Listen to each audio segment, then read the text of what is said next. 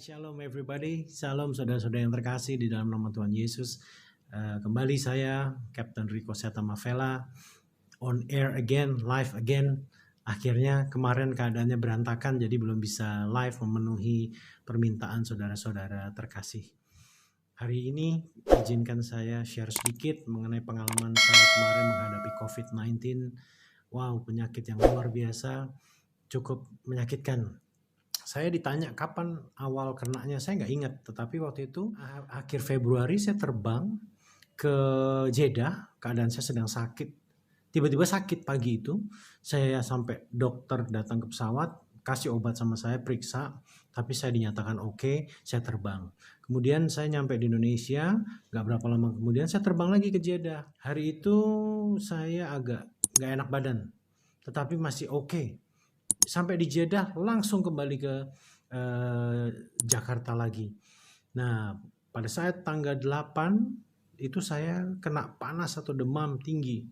Kemudian saya ke rumah sakit, saya dikasih antibiotik, saya dikasih obat, sembuh lagi. Tanggal 15 saya ngerasa badan gak enak. Tanggal 16 badan saya mulai demam, batuk, kemudian tulang-tulang mulai sakit. Terus setiap hari tanggal 16, terus tiap hari. Kemudian saya pergi ke rumah sakit, salah satu rumah sakit besar. Saya dikasih obat 3 hari. Obat tersebut lumayan nahan untuk antibiotik untuk paru-paru. Kemudian saya di ronsen, periksa darah. Darahnya lumayan bagus saat itu. Tapi hasil ronsennya menyatakan saya kena bronchopneumonia. Nah, 3 hari dikasih obat ternyata nggak sembuh, batuknya makin tinggi, makin eskalasi, panas saya setiap hari masih ada. Saya datang lagi ke rumah sakit tersebut, dikasih obat 5 hari. Setelah dikasih obat 5 hari, saya juga nggak membaik. Dan akhirnya batuk saya makin parah. Setelah 5 hari, saya datang lagi ke rumah sakit tersebut untuk periksa corona. Tetapi saya tidak dapat slot. Saya ke UGD, saya minta dirawat di UGD, mereka give up. Akhirnya mereka menyarankan saya untuk Wisma Atlet. Dari situ saya pergi ke Wisma Atlet. Tetapi Wisma Atlet itu hari itu tanggal 23 pas lagi dibuka. Tetapi belum boleh masuk. Akhirnya saya nggak bisa, saya pergi pulang. Kemudian tanggal 24-nya saya kembali lagi. Tanggal 24 saya masuk ke Wisma Atlet. Sampai tanggal 25, sehari 2 hari, di situ saya nggak ada yang menghandle sama sekali. 25 saya kabur. 25 kabur, saya kemudian lari ke Abdi Waluyo. Di Abdi Waluyo di situ saya mulai diperiksa secara intensif darah saya. Dan di situ dinyatakan ada infeksi yang cukup severe. Kemudian dinyatakan bahwa CRP atau C-reactive protein saya cukup tinggi. Orang normal di bawah 11, saya 120. Dan langsung dinyatakan bahwa ini suspected highly contaminated by COVID-19. Saya dinyatakan positif oleh Abdi Waluyo dan saya disuruh ke rumah sakit rujukan. Kemudian dari situ saya pulang ke apartemen isolasi. Saya ceritakan semua ini ke kakak dan teman-teman saya. Kemudian badan saya demam seharian sampai besoknya. Besoknya saya mulai terkapar. Tetapi puji Tuhan, keesokan harinya keluarga dan sahabat dan teman-teman bisa cari ambulans buat saya. Akhirnya ambulans datang ke apartemen, pick up saya, dobrak pintu, kemudian mereka pakai peralatan lengkap, keluar bawa saya ke Rumah Sakit Persahabatan. Di Rumah Sakit Persahabatan, saya masuk UGD, dirawat kurang lebih 2 hari di UGD, dan cukup mengerikan. Lihat kanan kiri ada yang koma, kanan udah susah nafas. Terus yang di depan saya batuk darah, yang di sana bapak tua juga ada susah nafas. 2 orang di sebelah pojok kanan juga keadaannya payah sekali. Kiri 2 pojok payah. Wah, di situ saya udah mulai panas, gak enak lagi, badannya udah demam, batuk luar biasa. Tetapi hari itu saya tergerak untuk berdoa. berdoa bukan untuk saya sendiri, tetapi saya minta Tuhan izinkan mereka disembuhkan, izinkan mereka boleh diselamatkan. Akhirnya apa yang terjadi? Saya putar lagu pujian cukup keras, saya mulai doain mereka satu-satu. Saya sampai minta sama teman saya Jimmy untuk memainkan lagu. Sekalipun aku berjalan dalam lembaga kelaman, aku tidak takut bahaya. Engkau gembala yang baik, engkau gembala yang baik. Itu lagunya. Terus, sekalipun ku berjalan dalam lembah kekelaman, tak akan gentar ku melangkah, sebab engkau besertaku. Itu dimainin pakai instrumen saksofon, dibuatin malam itu, langsung saya share, saya kerasin supaya mereka dijamah melalui pujian. 2 hari saya di UGD, kemudian saya dipindah ke ruang isolasi. Di ruang isolasi saya sendiri. Disitulah rasa mencekamnya saya, keadaannya luar biasa menyakitkan. Tahu nggak, demamnya ini kalau Bapak lihat Ibu, ini ya. Ini warna-warna hitam terjadi karena demamnya cukup tinggi. Jadi udah tulang belakangnya sakit semua, kaki telapak kaki sakit semua, kemudian panas, kemudian batuk, wow, kemudian nafasnya jadi pendek. Di situ saya merasakan kesepian. Saya merasa bahwa kematian sudah mulai menghampiri. Di ruang itu isolasi saya sendiri, saya cuma bisa worship, saya cuma bisa doa, saya cuma bisa minta kekuatan sama Tuhan untuk melewati semua ini. Dulu saya suka khotbahkan, kalau Anda dalam suatu masalah, jangan minta cepat-cepat untuk diselesaikan, tetapi mintalah kekuatan, mintalah hikmat, mintalah pengertian dari Tuhan akan apa yang terjadi.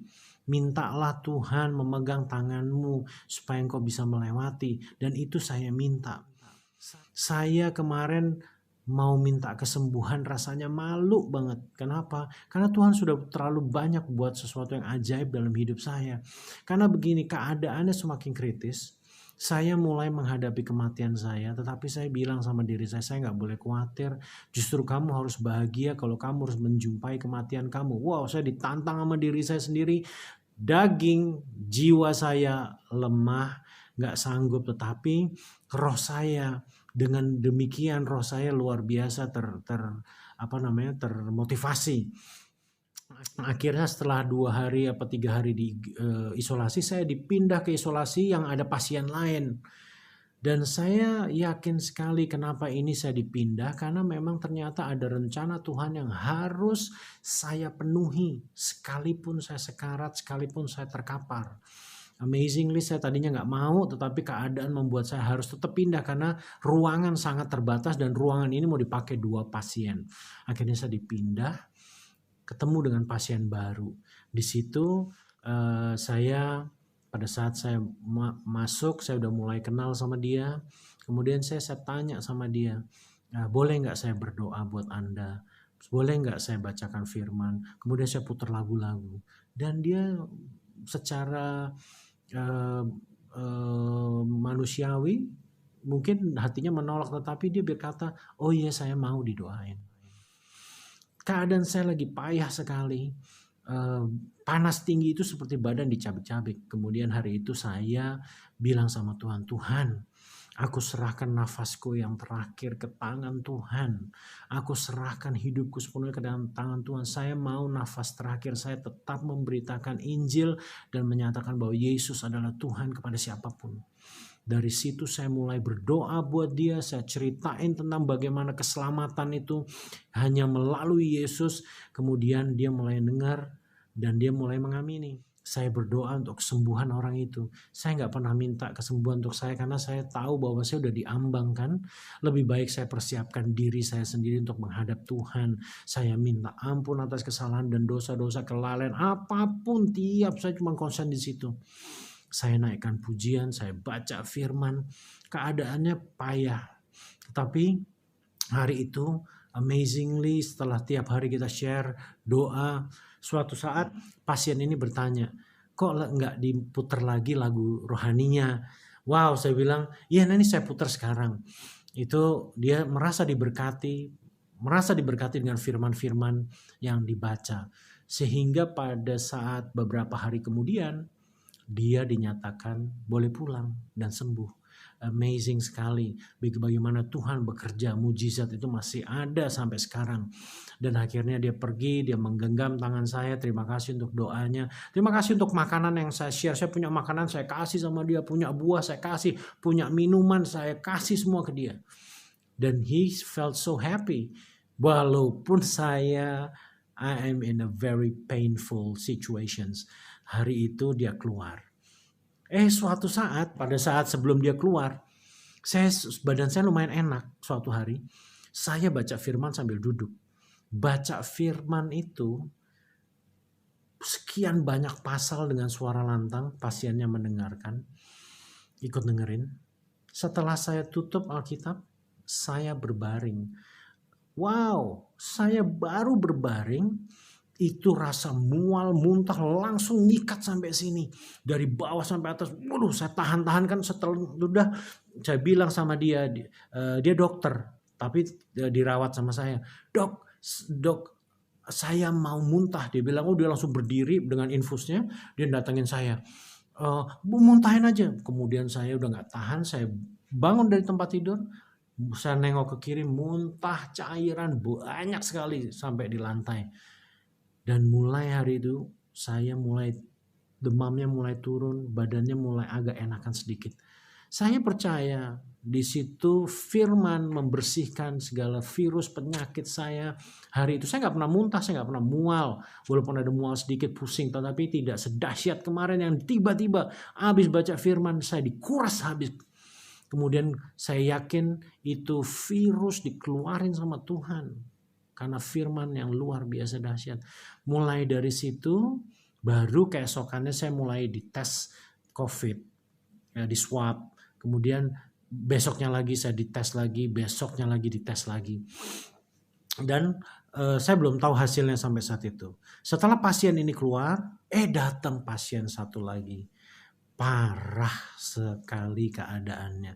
Dan saya ketakutan kan. Di rumah sakit Persahabatan, antara ragu ini, karena semua yang diisolasi di situ adalah penyakit COVID, dan dia juga melihat bahwa takut juga saya ketularan lebih parah kan, tetapi puji Tuhan pada saat dia masuk keadaannya pakai nafas bantuan dan nggak jelas lah. Akhirnya setelah dibaringin, saya digerakkan Tuhan untuk berdoa lagi buat pasien ini. Saya bilang, Tuhan, kalau Engkau izinkan aku menyampaikan kabar kebenaran kepada orang ini, biarlah kehendak-Mu yang terjadi. Saya doain sampai dia akhirnya amazingly dia percaya bahwa Tuhan sanggup. Dia bilang, iya, tapi keadaannya udah parah. Itu seketika orang itu nafasnya mulai tenang, mulai bisa anteng. Itu dia buang air di tempat, dia udah pakai kateter, pipisnya udah pakai selang, kemudian dipakai oksigen gitu, dan dia mulai tenang. Walaupun malam hari kalau dia batuk itu ngeri banget suaranya. Terus kemudian kalau dia itu membuat saya trauma. Tetapi kalau dia mulai seperti itu, saya mulai doa lagi buat dia. Saya lagi demam, saya lagi juga mengalami sesuatu yang sangat painful, tetapi saya belajar dari Tuhan. Saya belajar gini, dari Sadrak, Mesak, Abednego, Daniel 3, 17, 18. Gampangnya seperti ini aja, sekalipun Tuhan berpaling dari saya dan tidak menolong saya akan tetap mencintai Tuhanku. Aku akan tetap melakukan kehendak Bapa. Aku belajar dari mereka, Sadrak, Mesak, Abednego. Kedua, saya belajar dari Ayub 2 ayat 10. Masa saya hanya mau terima yang baik saja dari Tuhan, tetapi tidak mau menerima yang tidak baik. Di situ saya belajar, saya menyadari saya ini hanya debu. Saya hari ini bisa dipanggil Tuhan kapan aja. Nafas bisa diberhentiin. Saya nafas cuma setengah-setengah. Sesak nggak terlalu. Orang bilang sesak tuh seperti ditibanin koper badannya. Saya nggak ada seperti itu, tapi saya pendek nafasnya. Itu hari itu diberhentiin nafasnya, saya selesai beneran. Makanya saya bilang saya konsentrasi bukan di kesembuhan, tetapi Tuhan izinkan saya melewati semua masalah ini dengan kuat bersama Tuhan. Jangan pernah lepas tangan saya daripada Tuhan. Saya minta saya dijaga oleh Tuhan selalu.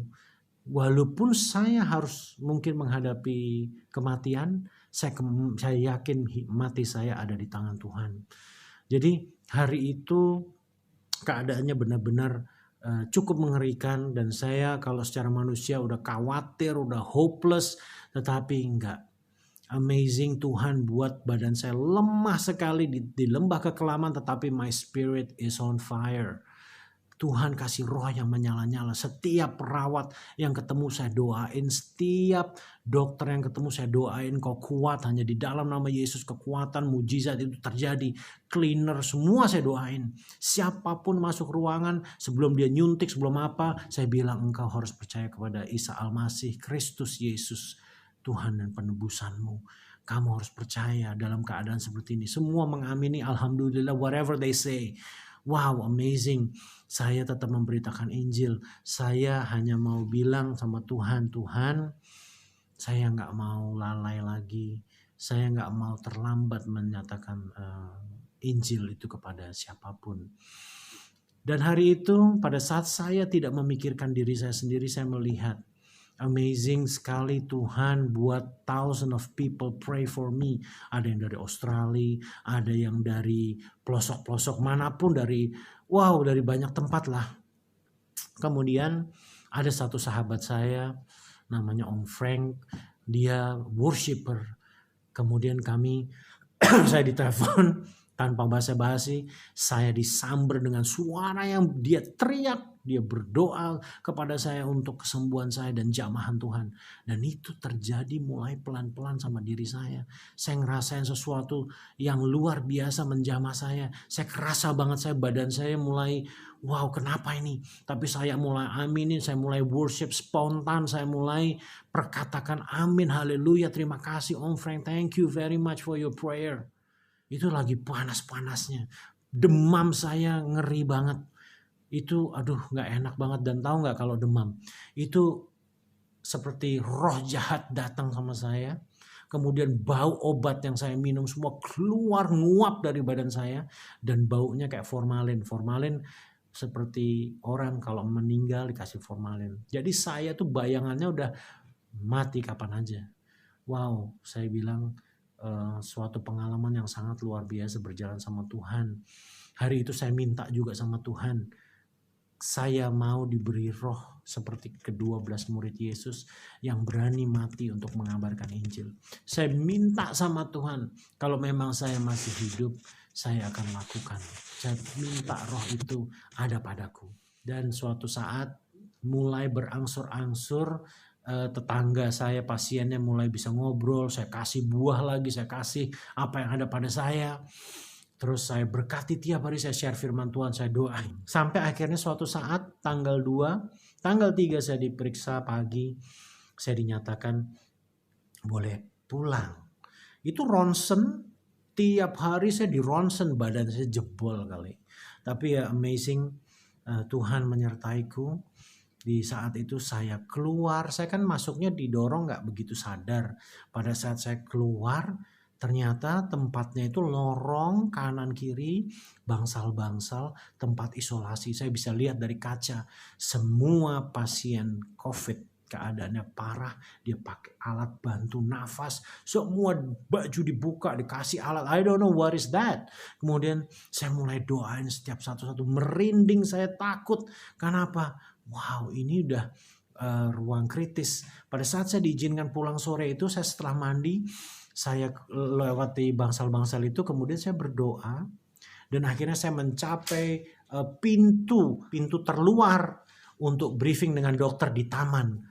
Itu rasanya keluar dari tempat itu seperti keluar dari dalam kubur, dari ruang mayat, karena semua orang udah kritis. Tahu nggak, setiap hari saya dengar orang meninggal. Saya trauma, saya ngeri banget lihatnya, dengernya. Dan ruang saya itu ruang negatif, jadi tekanan udaranya, jadi kok dibuka pintunya bunyi cush, jadi dipressurize ruang saya supaya oksigennya tetap konsisten. Dan itu saya dengar orang teriak meninggal, meninggal. Ini waduh ngeri deh. Tapi ya puji Tuhan akhirnya Tuhan izinkan saya lewati semuanya. Dan saya di briefing, paru-paru saya sudah mulai membaik, fleknya sudah mulai hilang, badan saya sudah mulai kuat, hari ini engkau boleh pulang, tetapi suruh isolasi lagi 14 hari untuk melihat apakah simptom itu masih ada. Di apartemen 2 harian saya masih merasakan demam. Batuk sampai sekarang masih ada, tetapi demam puji Tuhan sudah hilang sama sekali, tinggal batuknya sesekali aja. Saya disuruh latihan pernafasan dan 3 hari lalu saya boleh keluar olahraga pagi di Jalan Sudirman. Di situ saya menjumpai banyak sekali jiwa yang bisa disampaikan Injil kebenaran. Mereka kita tolong, kita kasih berkat, dan kita mulai masukkan firman Tuhan supaya mereka diselamatkan. Well, I think this is the purpose of God. Tuhan taruh saya harus sakit untuk saya bisa mungkin menginjili mereka, untuk melakukan banyak perkara Tuhan di rumah sakit, mendoakan. Dan saya yakin, saya percaya pada saat kita berdoa, orang iman berdoa, ada jamahan untuk mereka. Saya minta yang pertama adalah keselamatan jiwa mereka. Hari itu akhirnya pagi itu saya jalan, saya doain setiap jiwa. Thank you for this purpose. Thank you for experience ini Tuhan. Tuhanku yang telah menyelamatkan aku di Palu, menyelamatkan aku juga dari sakit yang mematikan. Akhirnya saya pulang, berapa hari kemudian hasil tesnya setelah saya muntah itu dinyatakan negatif. Padahal dari Abdul Waluyo sudah jelas dinyatakan positif. Tapi Tuhan amazingly saya yakin muntah itu karena firman Tuhan yang dahsyat membuat darah saya bersih. Dan akhirnya sampai sekarang saya lagi masa pemulihan. Dan tadi saya diwawancara oleh Solusi lewat CBN. Itu wawancara saya pertama, yang kedua saya buat sendiri karena banyak permintaan. Kiranya kesaksian ini bisa jadi berkat.